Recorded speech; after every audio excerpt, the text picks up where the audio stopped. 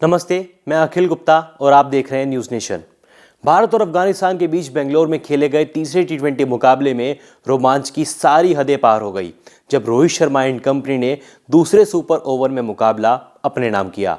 40 over में खत्म होने वाले इस मैच का रिजल्ट आने में 44 ओवर लग गए, मगर इस मैच में रोहित शर्मा की बैटिंग को लेकर सोशल मीडिया पर विवाद खड़ा हो गया है।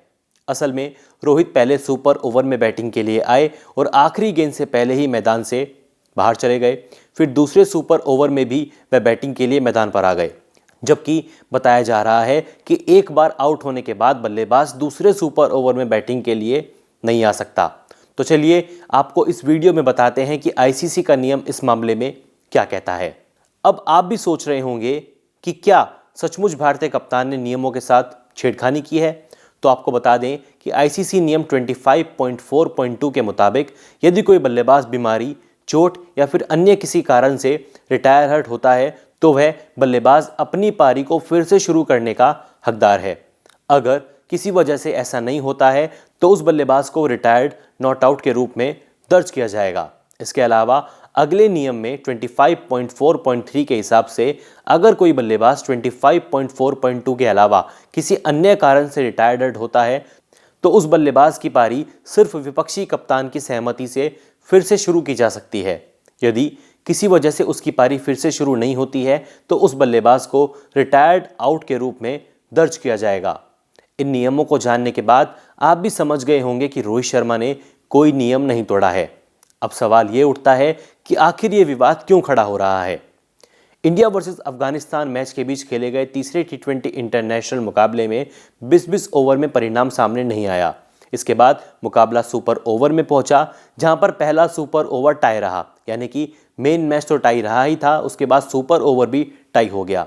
ऐसे में पहले सुपर ओवर में रोहित शर्मा और यशस्वी जायसवाल ओपनिंग के लिए आए, लेकिन छठी गेंद से पहले ही रोहित शर्मा मैदान से बाहर चले गए और रिंकू सिंह को अंदर भेजा गया, क्योंकि उस वक्त टीम इंडिया को तेज भागने वाला बल्लेबाज चाहिए था। मगर पहला सुपर ओवर भी टाई हो गया और एक बार फिर से दूसरा सुपर ओवर खेला जाने के लिए तैयार था। नियम के अनुसार एक बार आउट होने वाला बल्लेबाज दूसरे सुपर ओवर में बल्लेबाजी के लिए नहीं आ सकता, मगर दूसरे सुपर ओवर में देखा गया कि रोहित शर्मा रिंकू सिंह के साथ ओपनिंग के लिए मैदान पर आ गए। इस नज़ारे को देखकर फैंस ही नहीं बल्कि खुद कमेंट्री कर रहे आकाश चोपड़ा भी चौंक गए थे। हालांकि इस सुपर ओवर में भारत ने जीत दर्ज की, लेकिन विवाद अभी तक खत्म नहीं हुआ है। हालांकि टीम इंडिया ने ये मैच अपने नाम कर लिया और अफगानिस्तान के खिलाफ 3 मैचों की टी20 सीरीज 3-0 से जीतकर अपने नाम की। रोहित शर्मा को प्लेयर ऑफ द मैच चुना गया, जिन्होंने मैच में 69 गेंदों पर नाबाद 121 रनों की तूफानी पारी खेली थी, जबकि युवा ऑलराउंडर शिवम दुबे को प्लेयर ऑफ द सीरीज के अवार्ड से नवाजा गया। बात अगर सुपर ओवर के रोमांच की करें तो आपको बताते हैं कि पहले और दूसरे सुपर ओवर में क्या क्या हुआ। बात अगर पहले सुपर ओवर की करें तो पहले सुपर ओवर में अफगानिस्तान बल्लेबाजी के लिए आया। भारत की ओर से मुकेश कुमार के पास गेंदबाजी थी, वहीं अफगानिस्तान के लिए गुलबदीन नेब और रहमानुल्लाह गुलबाज बल्लेबाजी के लिए उतरे। पहली गेंद मुकेश ने यॉर्कर डाली, 2 रन लेने के चक्कर में गुलबदीन नेब रन आउट हो गए। फिर मोहम्मद नबी आए और दूसरी गेंद पर 1 रन चुरा लिया।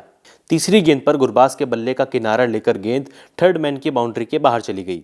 चौथी गेंद पर गुरबाज ने 1 रन बनाया। अब तक कुल 7 रन बन चुके थे। पांचवी गेंद पर मोहम्मद नबी ने छक्का जड़ दिया। अब अफगानिस्तान का स्कोर 13 रन था।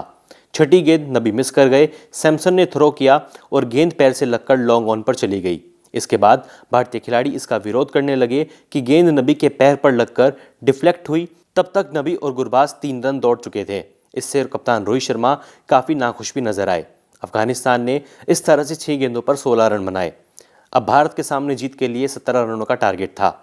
भारत की ओर से रोहित शर्मा और यशस्वी जायसवाल ओपनिंग के लिए आए, जबकि अफगानिस्तान से गेंदबाजी का जिम्मा अजमतुल्लाह उमरजई के पास था। पहली गेंद रोहित शर्मा की जांघ पर लगी और उन्होंने 1 रन लिया। दूसरी गेंद पर यशस्वी जायसवाल स्कूप करने के प्रयास में 1 ही रन चुरा सके। तीसरी गेंद रोहित ने लॉन्ग ऑन बाउंड्री के ऊपर से छक्का लगा दिया। चौथी गेंद पर रोहित ने ऑफ साइड में बेहतरीन छक्का लगाया। भारत के 14 रन हो चुके थे। पांचवी गेंद पर रोहित ने 1 रन लिया। अब स्कोर 15 रन था। अब आखिरी गेंद पर टीम इंडिया को जीतने के लिए 2 रन चाहिए थे। ऐसे में रोहित रिटायर्ड हो गए और आखिरी गेंद पर 2 रन चाहिए थे तो रिंकू सिंह को तेज दौड़ने के लिए मैदान पर बुलाया गया। लेकिन यशस्वी जायसवाल एक ही रन बना सके और मुकाबला 16-16 के स्कोर पर टाई हुआ। अब खेला गया डबल सुपर ओवर, जहां पर भारत के लिए रोहित शर्मा और रिंकू सिंह ओपनिंग के लिए आए।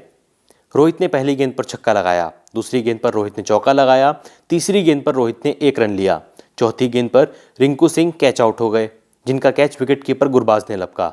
पांचवी गेंद पर संजू सैमसन बैटिंग के लिए आए और इस गेंद पर रोहित शर्मा रन आउट हो गए।